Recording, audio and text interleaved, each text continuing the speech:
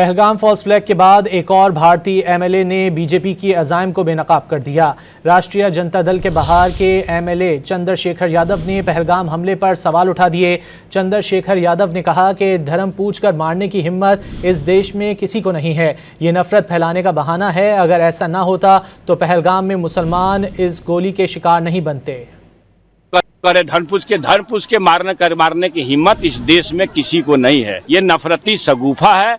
पक्की जानिए, अगर ऐसा नहीं होता तो पहलगाम में मुसलमान उस गोली के शिकार नहीं बनते और पहलगाम के एक मुसलमान हमारे एक भाई को कंधे पर लाद करके 20 किलोमीटर तक नहीं लेकर के जान बचा। 26 में मुसलमान मारा गया कि नहीं, ये पाखंडियों का शगुफा है।